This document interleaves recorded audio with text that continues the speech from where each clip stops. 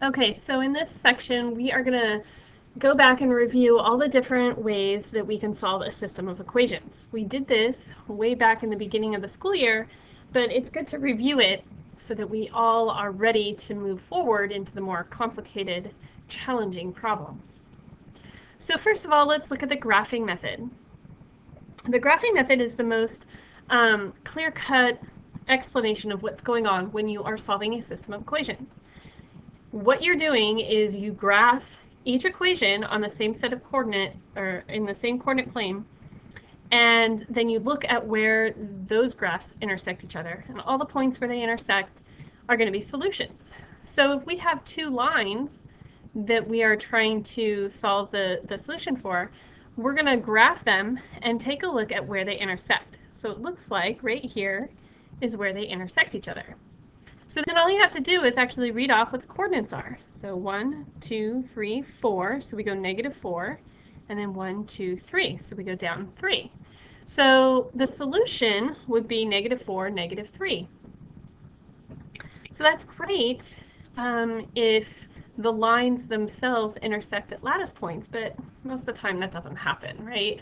So that's why we've come up with more algebraic method for solving a system of equations. And we're going to take a look at those two methods next. So the first of those two methods is the elimination method, or sometimes called the addition-subtraction. And what we're going to do is try to eliminate one of our variables by adding or subtracting our equations.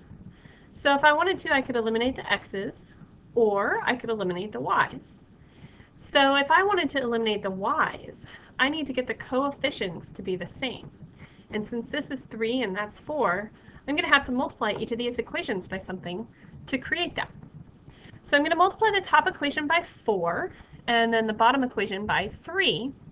And when I multiply that all out, I get two new equations that now have 12 as the coefficient for y. Okay, so once I've done that, now I have to figure out, do I add these equations or do I subtract these equations? And the way you figure that out is you look at the variable that you're trying to eliminate and look at the sign of the coefficient. So this is a negative and this is a positive. So if I were to add these two numbers together, I would get 0. So that means I'm going to add the equations. If these two signs were the same, say they were both minus or both plus, then I would have to subtract them in order to make them 0. So in this case, we're going to add our equations. And when I add the x's and add the constants, I get 62x equals 31, and that means x is going to be 1/2. So once I have x as 1/2, I'm not done yet because I need to solve for y.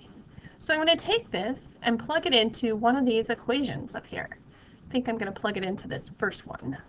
So I'll get 8 multiplied to 1/2 is then subtracted by 3y, and that's equal to 7. So if I work this all out, I end up getting y equals -1. Okay, now remember, what we're actually doing is solving for this point of intersection. So I'm not going to leave my answer separated like this, because these are coordinates of a point. So actually I'm going to write it as a point, and you need to do that too. Okay, so all these answers need to be written as a point.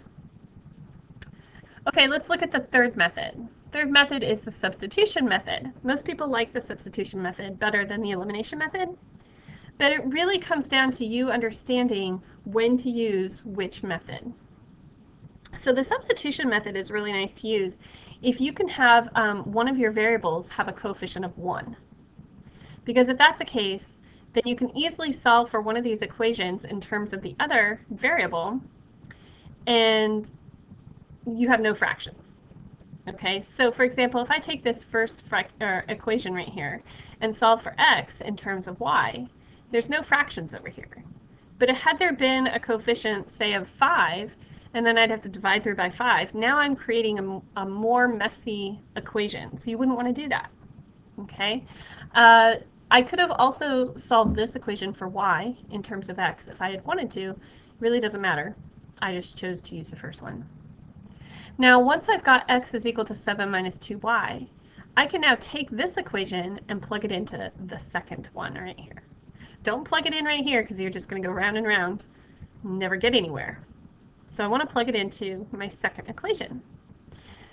So that's going to give me 4 times 7 minus 2y minus y is equal to 10. And now I can take this, distribute the 4, combine the y's, and solve. And I get y equals 2.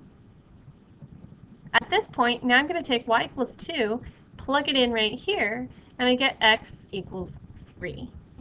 You could plug it into any one of these equations. It's just this is the easiest, most direct one to plug it into.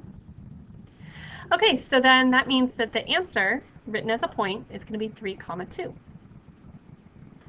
All right, so now I think we are ready. We did enough review. We're ready to see what kind of problems you'll have to do. All right, so this one says, find the equation of the line in point-slope form. That's important. That'll be at the end. Given it is parallel to the line y equals negative 3x plus 2. So if it's parallel, that's telling us slope. So let's go ahead and highlight that. So here's the slope. We'll come back to that in a minute. Okay. And it passes through the point of intersection of these two lines. So that means in order to get our point for the point-slope form, we need to get this point of intersection for these two lines. So the first thing we're going to do is actually solve this system of equations. And I personally, when I'm given something like this, want to use substitution method, and since I have y equals this and y equals that, I can just set these two things equal to each other, and I get 1/2 x plus 5 is equal to negative 3/4 x minus 1.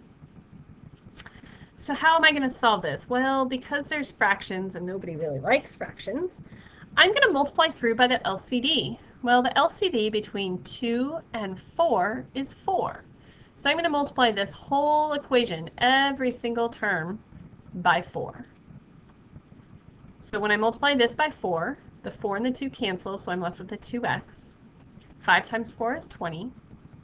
When I multiply this term by 4, the 4's cancel, I'm left with negative 3x. And then negative 1 times 4 is negative 4.